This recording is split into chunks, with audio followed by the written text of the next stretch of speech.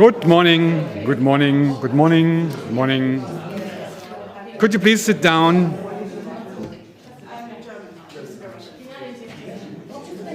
Okay. Morning, everybody.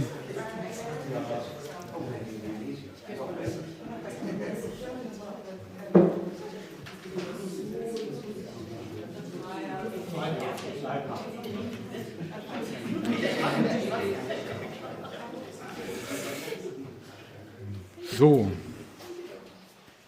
okay, here we are. So if the program is right, I'm Rüdiger Zill from the Einstein Forum, and I have the pleasure to introduce you to this conference. Once again, with feeling, I called my introduction. And I'll start immediately. Everything fine? Okay. Just some 20 years ago, in December 2003, a conference entitled Passions and Cultures was held here at the Einstein Forum. Well, I have to interrupt myself here for a trigger warning. When a speech starts like this, there is a threat of becoming anecdotal. Perhaps even with a touch of nostalgia, a digression into memories that are usually not as precise as they claim to be and which you probably don't want to know about anyway. As you will certainly know, this is absolutely foreign to my nature, but at least you've been warned. Last exit for a Potsdam walk, or at least to disappear silently for some coffee. Well, so in December 2003, the first event on the history and theory of emotions took place in this very room, a conference of which, to be honest, I'm not quite sure whether we understood it as the first conference or which means as a model for further ones, or whether it was only the result of our meeting. Anyway, the result it was indeed. And the first meeting was followed by 18 more like this, if you include this year's event. The first meeting, as well as the fact that we have now invited people to Potsdam for the last time under this title, is, as is often the case, the relentless result of contingency and inevitability. Okay. Let's start with the contingency of the beginning. Here's the anecdotal part, I promised. When Susan Nyman became director of the Einstein Forum just in time for the turn of the century in 2000, she took over not only a beautiful building and, well, say a very good settled staff, but also an extremely successful lecture series entitled Inheritance of Our Time, Erbschaft unserer Zeit. A cooperation with the Berliner Festspiele, the umbrella organization for some important cultural events in the new old capital, such as, for example, the Theatertreffen, the Musikfest, or the Biennale. These Festspiele are directly financed by the Federal Republic of Germany. The year 2000 was, of course, a magical date. In this series, the state of knowledge and common wisdom was to be summarized in elected lectures, crowned at the end by the monumental exhibition Sieben Hügel, Seven Hills, taking place at the Martin-Gropius-Bau in Berlin. Among other reasons, the success of the series was the result of good public funding, which allowed the organizers to pay decent fees and attract honorariums, and attracted, along with the growing myth of the new Berlin, a number of big names to Berlin and Potsdam. Susan continued the series, for example, with Stanley Cavell, although only for a short time. Unfortunately, this early, still cheerful Zeitenwende was of course governed not by history but by the logic of calendar, and therefore already over on December 31st, 2000. Soon afterwards, however, the Berliner Festspiele also had a new general director, not only a sensitive translator and a poet himself, but at the same time an experienced cultural manager, Joachim Sartorius, who was impressed by the success of the series and wanted to continue it with a follow-up series, which again was to run for a couple of years, terminating with a major festival event, Festwochen, in 2004. So therefore, he invited Susan to a meeting with his department heads, responsible for visual arts, music, and theater, to discuss a suitable theme. Susan took me, who had been in charge of organizing the old series at the time, along to the meetings. Someone initially suggested that it would be about the invention of the ego, something that, as some people already believed, had taken on a life of its own at the expense of society, while others thought it had long been in process of dissolving. And perhaps both were just two sides of the same coin. A bit of it we had last night already. The specific filling for this somewhat light pastry shell was to come from the institution that had already done this successfully once before, the Einstein Forum. Its representatives made an honest effort, but somehow found the whole thing too vague and a little too trendy, and therefore probably did not come to a really convincing result, at least not in the eyes of the jurors of the Hauptstadt Kulturfonds, to which they applied for the necessary funding. For a new application, Susan then suggested that the child should be renamed. How about something like Passions? Joachim Sartorius thought that was a good idea, but his colleagues were less convinced, which is why they gradually left. The man responsible for new music was not lacking in clarity. In his opinion, music had nothing at all to do with emotions. Okay. Another, I think it was a theater man, said somewhat more kindly, well, a very nice suggestion, I'll give it back, it's not mine.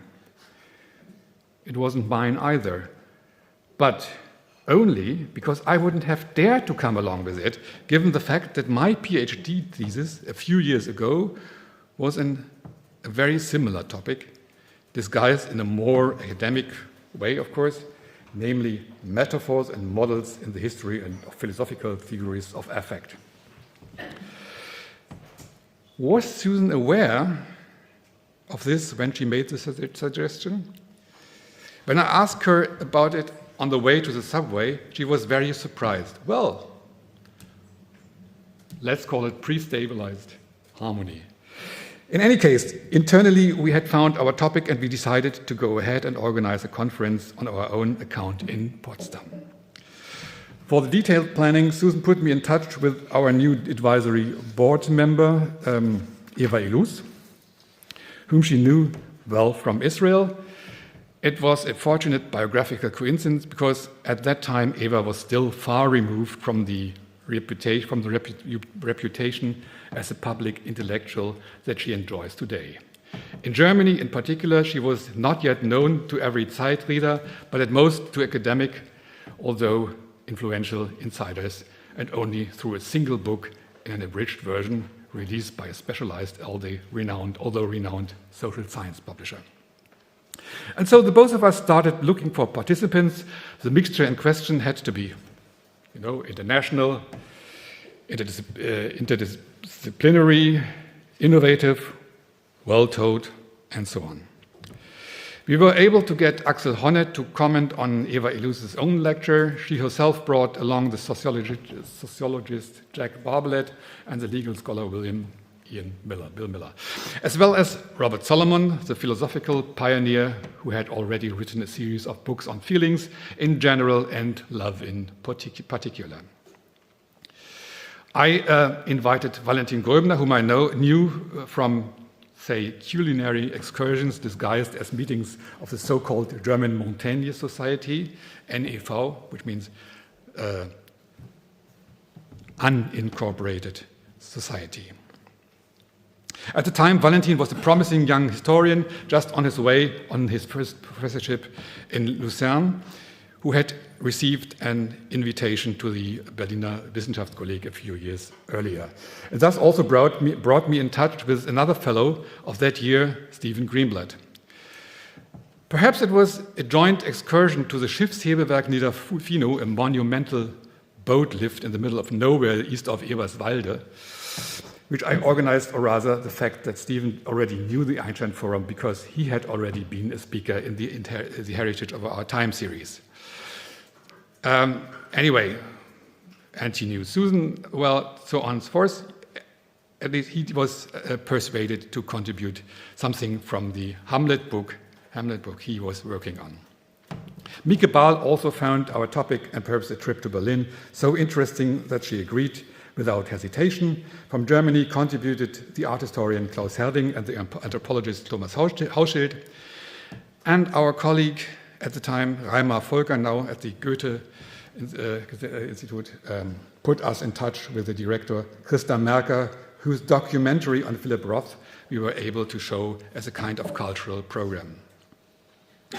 Susan was also able to persuade Martha Nussbaum to give a major keynote speech, which had been outsourced to Berlin as part of a lecture series by the slightly absurd title of Berliner Lektionen. In the end, the only successful cooperation with the Festspiele in this respect. The conference was characterized by a slightly anarchic mixture that could be described as either creative openness or conceptual arbitrariness. In my improvised closing words, I used the admittedly not very ingenious quote from its classic, "The curtains closed and all questions open," which caused one of the press reporters present at the time, I mean, at least they still existed at the time, caused her to write angrily that she hadn't even noticed what play was going to be performed here. She may well have misunderstood something, as this was not intended to be a well-composed play, but rather a rehearsal for an upcoming performance. At least that's how we understood it ourselves and how we conveyed it to our active participants. It is only a few days ago that, to my own surprise, I found a small file on an old hard drive here in the house, which I had completely forgotten. They were sort of records of a planning meeting in Berlin in a restaurant about the intended continuation of the series, where a number of conference speakers contributed ideas for the future. However, in one respect, we were absolutely wrong. We hadn't gone for the topic that was less trendy, the less trendy one. This quickly became apparent. Soon, a whole series of projects sprang up that were dedicated to the topic of emotion, not only in Germany, but also internationally. In the Berlin area, it had even become one of the most important new topics in academic research. In 2007, a new research area dedicated to the history of emotions and headed by Ute Frevert was created at the Max Planck Institute of Human Development. In the same year, the Languages of Emotion Excellence initiative was approved at the Freie Universität. Although not in this form, the research field still exists there today in a whole series of other projects, including the one of Christian von Schewe, who will be speaking tomorrow here. There were also new international foundations, not to say global ones. In 2006, EMMA was launched, the French research program Les Émotions au Moyen Âge, in 2006. In 2008, the Queen Mary Centre for the History of the Emotions was established at the University of London. Welcome, Tiffany Watt-Smith. In 2011, the Australian Research Council Centre of Excellence for the History of Emotions came into being. They soon founded an international society for the history of emotions. New journals, blogs, research networks popped up all around the world. Well, I could mention many more names, but you all know most of them yourself. Bettina Hitzer has already listed some of them in a footnote to her essay Emotionsgeschichte, ein Anfang mit Folgen, published by the academic platform Hazard's Kult in 2011. The essay was a kind of first resume of part of first self-assurance of the status quo after the founding wave. Around the same time, there was a series of similar articles by Nina Verheyen, Anna Wisbitzka, Susan Matt, or Barbara Rosenwein. Some, such as Nina Verheyen, for example, also spoke of the emotional turn in reference to previous conceptualizations, which all had their model in the extremely successful linguistic turn, from the first half of the 20th century. In the meantime, there has been growing unease about the term turn because it has been used in such an inflationary way, at the same time increasingly thinned out in terms of content, no longer denoting new or even revolutionary methodological approaches, but merely trends in content. However, this is not intended to be scolding of terms, but merely an indication that the new attention to the emotional has far-reaching consequences. How did this sudden boom come about? In a very fundamental, although not uncritical review of one of the most important books in this field, Valentin Gröbner posed the question more generally. How does a new concept become a brand with recognition value, a future major research territory? His advice: it must create tension between two irreconcilable opposing concepts like nature and culture, for example. It must be new, but at the same time already to be found among the classics. It must assert its own methodological competence and exemplary function, and at the same time have already proven itself elsewhere in France or America, for example. And finally, it must construct an ancestral gallery composed of classics and outsiders of the guild. Finally, he concluded, quote, "In other words, the new must be new in a way that everyone involved already knows pretty well." As mocking as this may sound, it is true in a positive sense. After all, something new doesn't come out of nowhere, but must be able to build on something familiar in order to be understandable.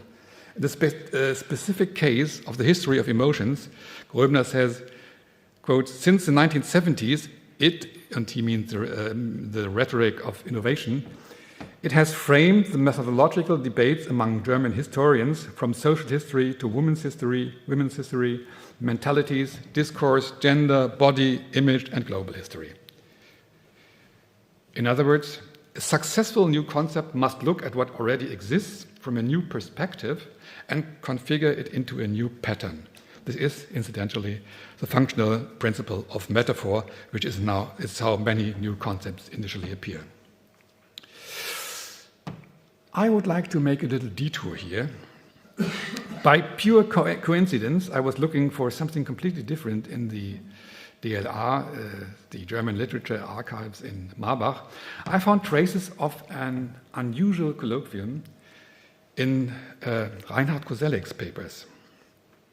A conference where very different intellectuals, heavyweights at the time, met for the first time.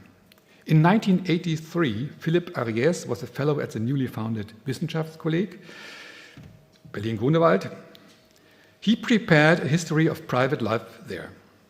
To this end, he was able to invite a number of renowned colleagues to a seminar entitled "À propos de l'histoire de l'espace privé," including not only many French colleagues, but also recognized intellectual Mandarins from the German-speaking world, such as the process sociologist Norbert Elias, as well as West German historians such as Christian Mayer and Reinhard Koselleck, of course. They recommended young thinkers from their circles, such as Barbara Duden, Karin Hausen, or Heinz-Dieter Kittsteiner, to their foreign colleagues. And Orest Raynham from Johns Hopkins was also one of the Fellows of the Year. Some of the participants' drafts have survived, especially the ones from Ariès and Elias. Well, it's as usual, always the usual suspects delivering. Anyway, I would have loved to know whether and how they communicated about private space in the tranquil Grunewald in May 1983. There is said to have been a tape recording of the final discussion. There's even the rumor of a transcript, but unfortunately it couldn't be found so far, at least so far, even after an intensive search by the very helpful librarians at the WICO. Oh, I'm not giving in, we'll see. If you can't construct the process, you have to stick to the product. As Ariès died the year after the colloquium, his colleagues took on the task of writing and editing this history of private life. You know the volumes. Roger Chartier continued the direct legacy and wrote volume 3 on the early modern period, which Ariès had originally reserved for himself.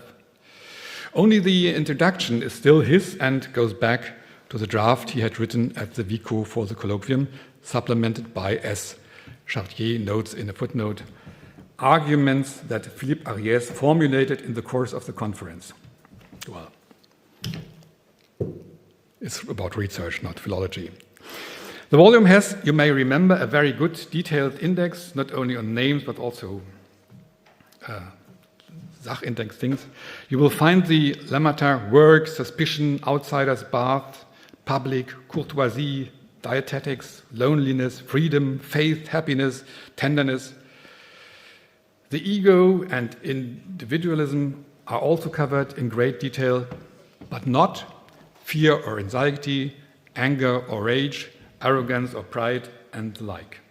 There's some information on love, but only one entry on compassion, but again, nothing on empathy or sympathy. None of the general terms sensation or feeling, but, note, passion. Passion occurred, where you will find quite a lot, but almost all references go back to a single contribution to Orest Raynham's refuges of intimacy.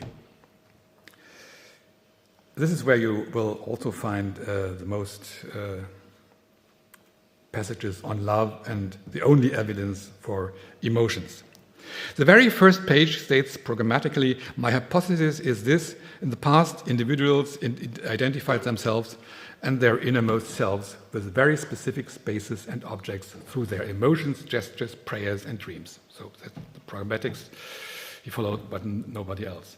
However, if you delve deeper into the text, you will find a lot of emotional content in other places, not least because Norbert Elias, for example, repeatedly looks through the questions. In other words, the topics and questions were there, they just hadn't yet established themselves as structurally defined major fields of research. And some recent authors, not just the great forerunners and outsiders such as Huizinga or Elias, Lucien Febvre, Peter Gay, or perhaps Denis de Rougemont, just to mention the names here, some more recent authors have long since worked explicitly on them. I need only remind you of the programmatic essay Emotionology by Peter and Carol Stearns, which appeared in 1985. The first monographs on individual emotions were soon published as well. And I'm very pleased that two of these pioneers are here today, David Constant for the classics and Barbara Rosenwein for medieval studies. David's Sexual Symmetry, Love in the Ancient Novel was published in 1994. So that's 30 years ago. Barbara's Anger's Past in 1998. Let's add a few earlier titles.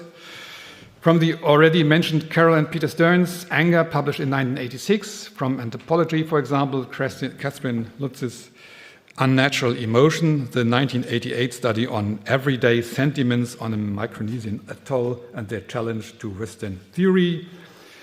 From sociology, Ali Hochschild's The Managed Heart, Commercialization of Human Feelings, 1983. And when Agnes Heller's Theory of Feelings appeared in philosophy in 1981, maybe the point in time at quo, however, it was an absolutely exceptional case without much resonance. We can perhaps speak of a period of pioneers that dawned slowly 30 to 30 years ago, and one of institutionalization, shouldn't have used the word, which then unfolded very quickly around 20 years ago. There are a few standard issues that have cropped up again and again since then, but have not yet been resolved by consensus. A very basic one is the question, what is this actually all about? Less casually, it is a question for the conceptual instruments, especially the central designation of the field of research. Is it about feelings or affects or emotions, perhaps even passions? At some point in the initial phase of our series, Winfried Menninghaus took me aside during a coffee break and gave me the serious advice to say goodbye to the term passions. Whatever you call the issue at hand, passion is the wrong one. This is for certain impossible. It's completely outdated. Of course, he was right to a certain extent. When people say passion nowadays, they think of oldish men building large landscapes because, with model trains in their basements. Passion belongs in the register of perfume advertisement, and so on. Nevertheless, we stayed obstinate and have held on to the term precisely because you can use it, well, to winkingly drop out of a predicament, namely the compulsion to show your colors where you want to keep yourself open to all kinds of possible painting, from nuanced grisaille to polychrome action painting. The fact that this was even a necessity is somewhat due to the situation of the Einstein Forum, which cannot initiate and pursue long-term and large-scale research projects, with only a few permanent employees, as we have to take other passes. I'll come to this point back in a moment. Let's stay with the terminological question for now. Of course, we can blame the lack of a clear conceptual definition on the fluidity of the matter itself. And as Nina Verheyen writes, instead of looking for a clear definition, it makes more sense to take a broad and open look at everything in the history of emotions that has been described by historical actors with words such as feeling, emotion, affect, or passion, or with semantically similar words in other languages. However, the meanings of all these terms have constantly changed. Moreover, the enormous variability of emotional words in particular is particularly evident from a transcultural perspective. So far, Nina Verheyen. David Constance's presentation immediately following my introduction will show you that this is precisely still the case. As necessary as the openness is, the question remains as to whether and, if so, when we will talk about comparable phenomena. To recall the criticism of the press reporter from the first conference, which piece is actually being given? Are we sitting in the same performance? A breakthrough seemed to have been achieved some time ago. The old, often somewhat tiresome argument between nature and culture, are emotions something innate or something acquired, historically and culturally malleable and changeable, constantly mutable, and so on, was restaged and enriched with a shining hero, a nature boy, so to speak. I'm, of course, referring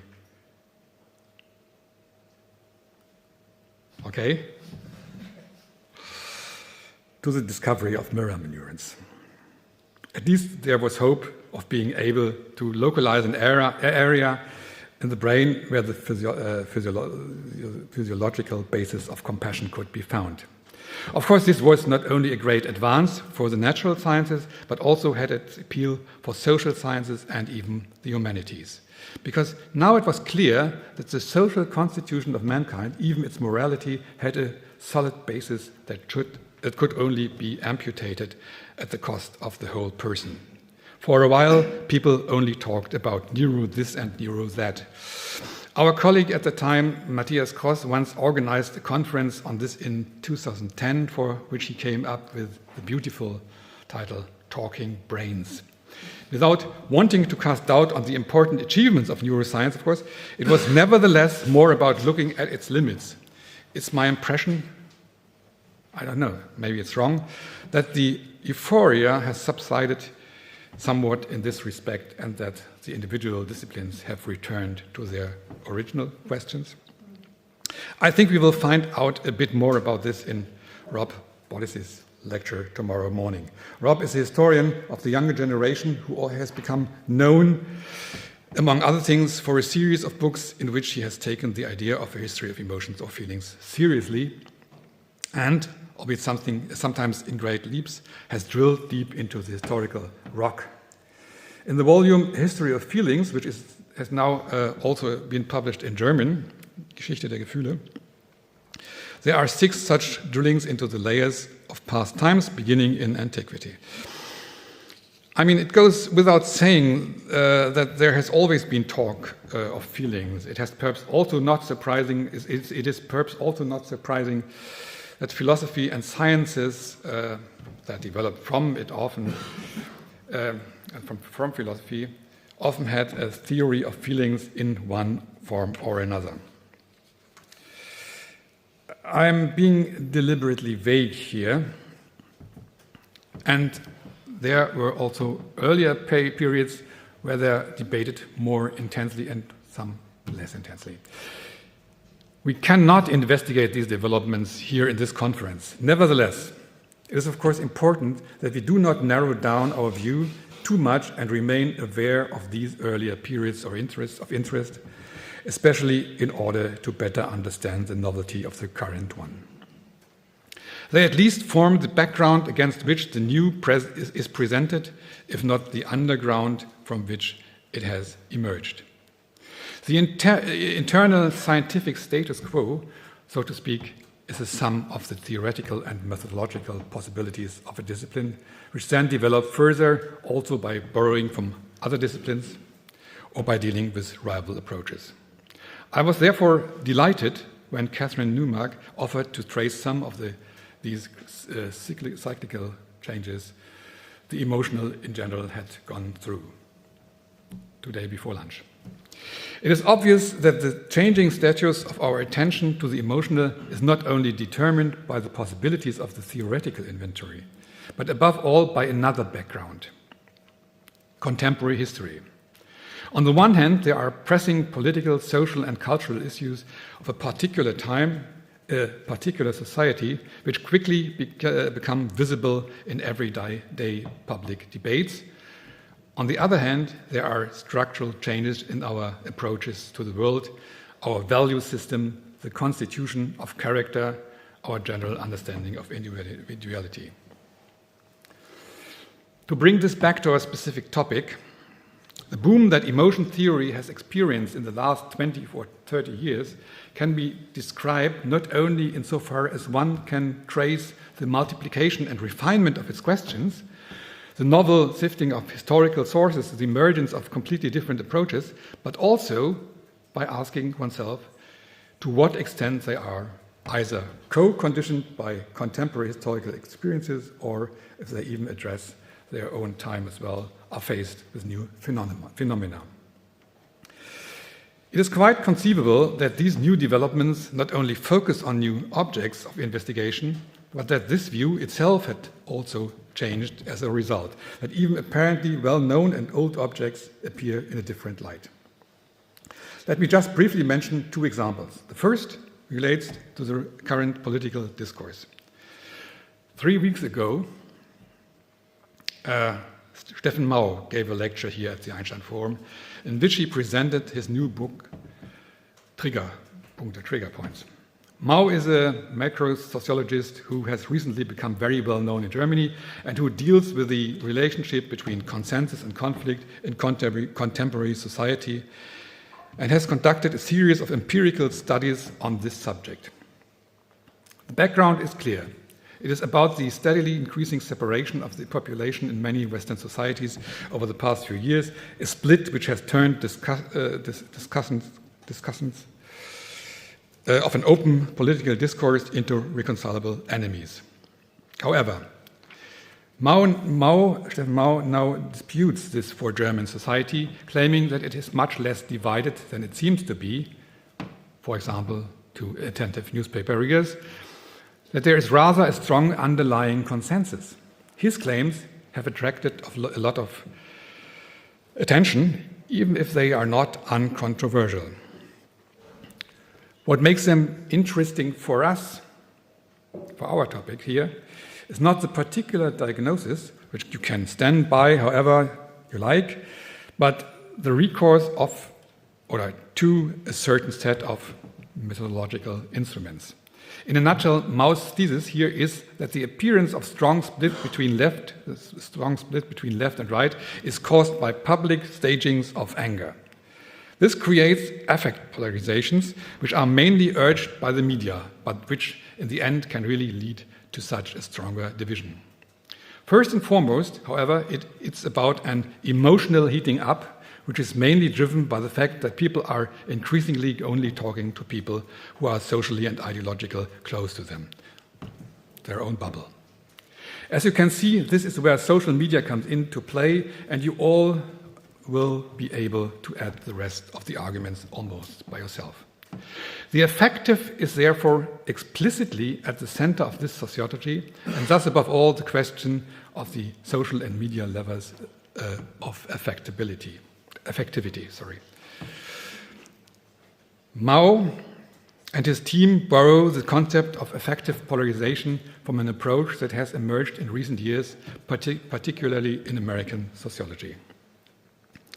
When we organized our 2008 conference From Achilles to Sisan toward a genealogy of anger, then most may still remember it, we were not unfamiliar with such questions of contemporary politics. Even then, we were among other questions concerned with angry citizens, Wutbürger, or Peter Sloterdijk's thesis on the themotic potential of human beings, which he developed in his 2006 book, Zorn und Zeit.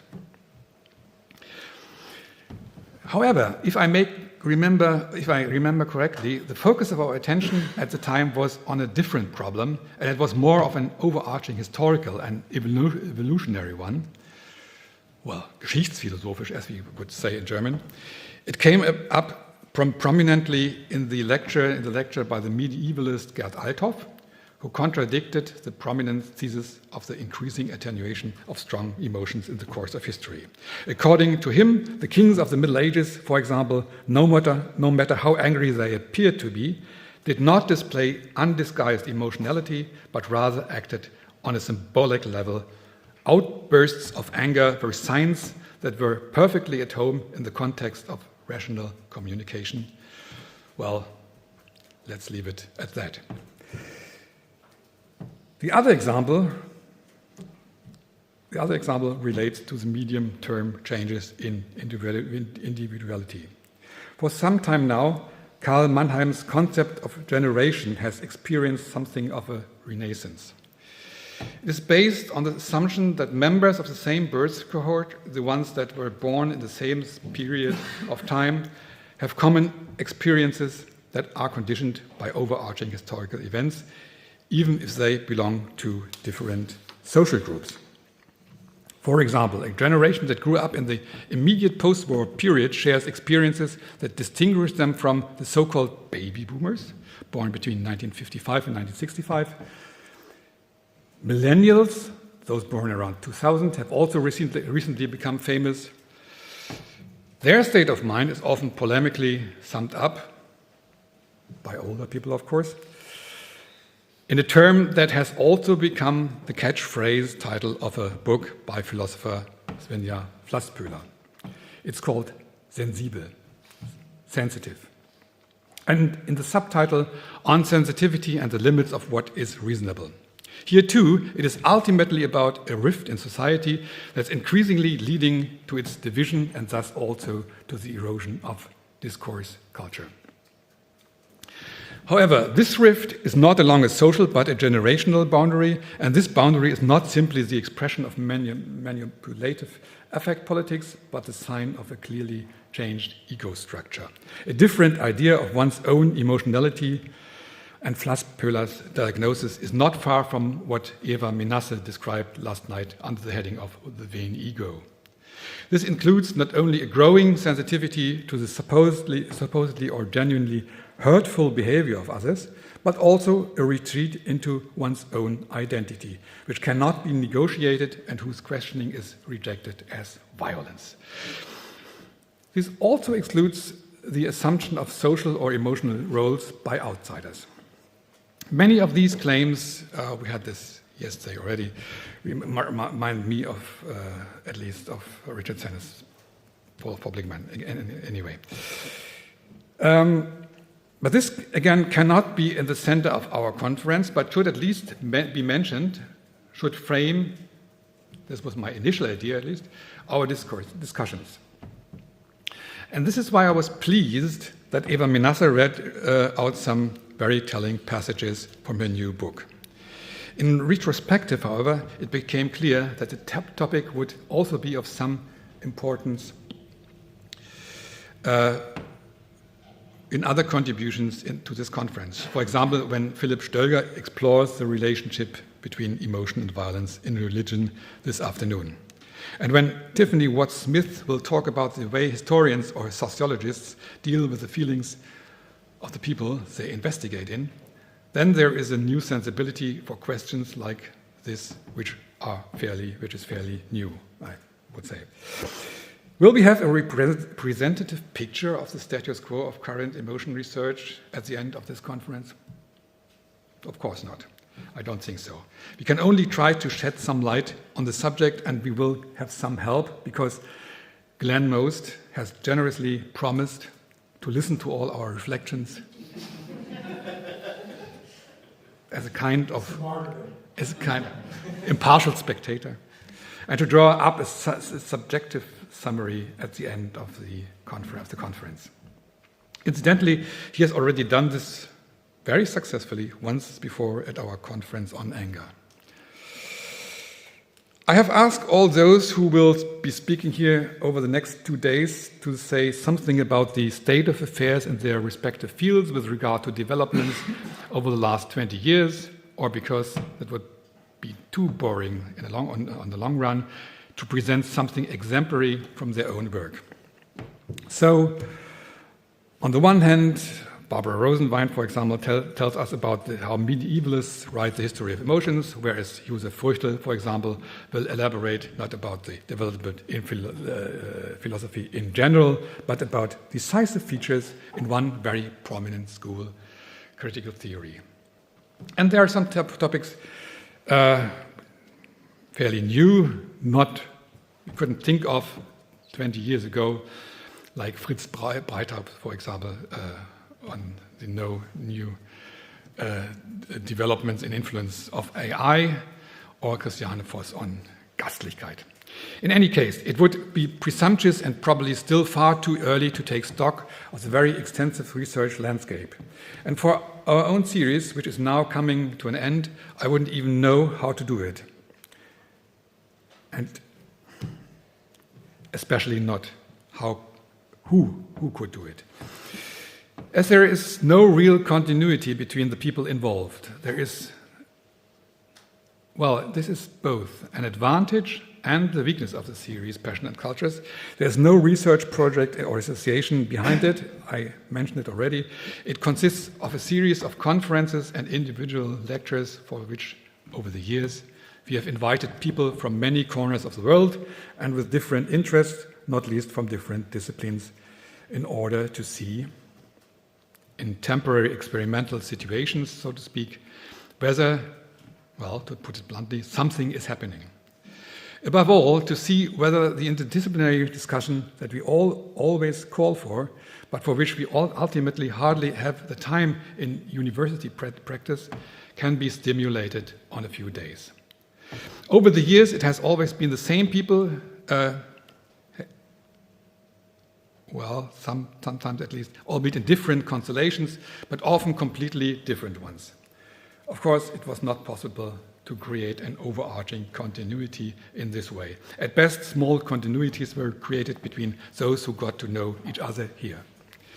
The persistence that had been expressed in the 20 years of events under this title can at best be found at the organizational level, and there, strictly speaking, mainly in my humble person, who has, however, sought help here in the house for individual conferences, for example, with Martin Schad, with whom I organized symposia on fear or the love song, or with Misha Garbovich, to whose own project the masses in emotion were connectable. The envy, very early, was together with Susan.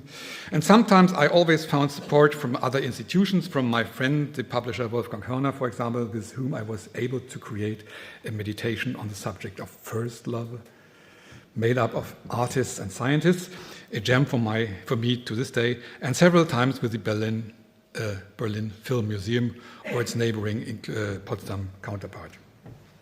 Thematically, we were often focused on individual passions, including the usual suspects such as fear and sadness, anger and pity, but also less prominent or today rather neglected ones such as envy and pride.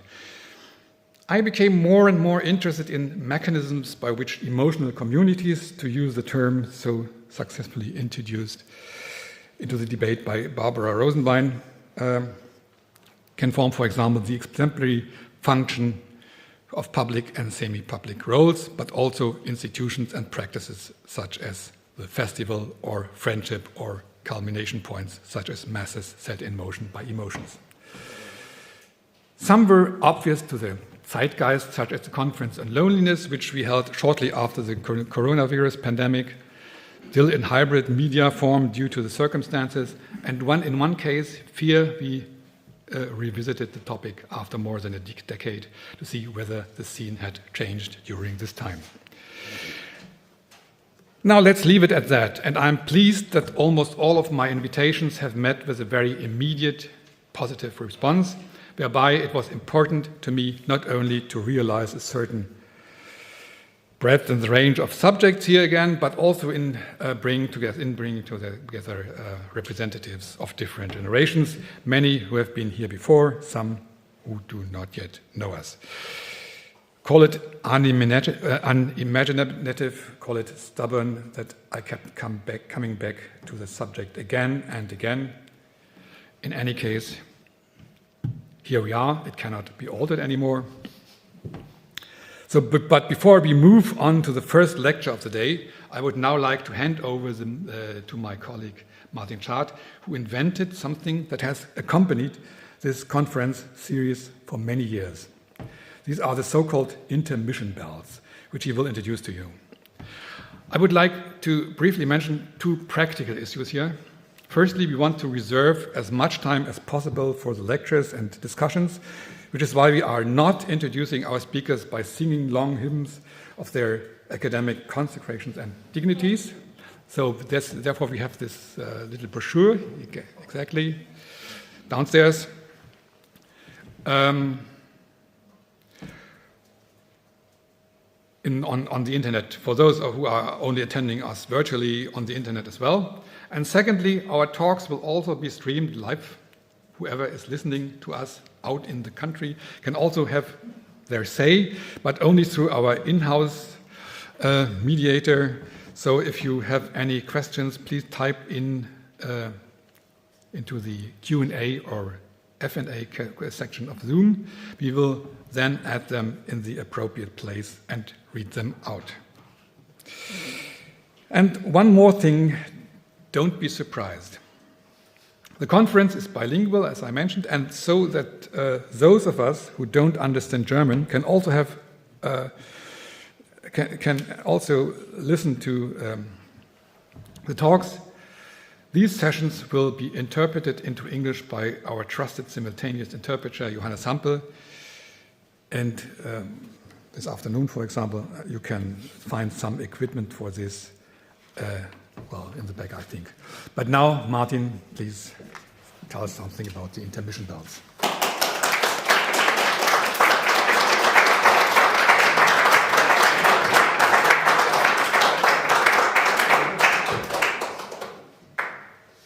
Yeah, I would like to tell you about the intermission bells. It was with this inaugural conference entitled Passions and Cultures, you've already heard that my very stubborn colleague Rüdiger Zill launched the series in 2003. And as already mentioned, one of our speakers today is a veteran of this humble beginning. Valentin Gröbner was there in 2003. I wasn't. I was on parental leave at the time. I missed it. Glenn Most, David Constant, Christiane Voss and Philipp Stöger have all attended one or more events in the series. Excuse me. And since this first event, Rüdiger has organized no less than 18 further conferences and workshops, which I would like to introduce by presenting you the respective announcement posters. It will go way beyond the scope of my brief remarks to try to do justice to the discussions and the results of all of these events. What I would like to do instead is to ask in general how we at the Einstein Forum measure the success or indeed failure of our own activities. This might sound like an idle, or in the worst case, a self-congratulatory question. But if your own institution or research program ever had to endure an external evaluation process, you will know just how difficult it is to provide an answer that will satisfy the evaluators. You can, of course, measure success by looking at reach or impact. How many people were in attendance, in person and online? How many reports have appeared in the press? Has the conference itself, or perhaps it have individual contributions, been cited as references in learned journals? Have the results been published in various formats, print or even on video? You can even measure click-through rates in our online archive. While Rüdiger's conference series on the emotions fared well in most, if not all, of these criteria of success, an entirely different factor is far more important to us here at the Einstein Forum. It is non-quantifiable, rather atmospheric, or shall we say, it's an anecdotal measure of success. As a forum, we are first and perhaps foremost in the business of bringing people and ideas together, researchers and their respective perspectives that otherwise would perhaps not have met. One measure of success in this respect lies in how dynamic the discussions are in this room. But perhaps even more important are the connections forged outside the room, the conversations in the foyer, during coffee breaks or over the meals at lunch. Incidentally, it was these very exchanges that were so bitterly missed during the pandemic lockdown. Thankfully, we left those dire times behind us. But as hosts of this get-together, we nonetheless face a dilemma, a conflict of goals, if you like. As mentioned, lively conversations during breaks are more than welcome as an indicator of success. At the same time, lively conversation during breaks are also an organizational nightmare, especially when it comes to sticking to the timetable. The challenge is always the same: how to get speakers as well as members of the audience back into the room to take their seats so that the next presentation may begin. To meet this challenge, we, some years ago, came up with the idea that we could use intermission bells, an acoustic signal that the conference is about to resume. This was not to be a gong, as you might hear in a theatre or an opera house, but a piece of music, a song being played. And the songs that we chose for this purpose were inspired by the respective theme of the conference. Thus, when we had our conference Forsaken and Forlorn in 2010, we played 12 songs about sadness, grief, and mourning. Not a very uplifting experience, as you might have guessed. Similarly, during the 2018 conference on Angst machen, or how to instill fear, we chose as intermission bells 10 video clips and soundtracks from horror movies. It was not for the faint-hearted, let me tell you. This time round, and this is where we're coming to our get-together today, I'll just click through the rest.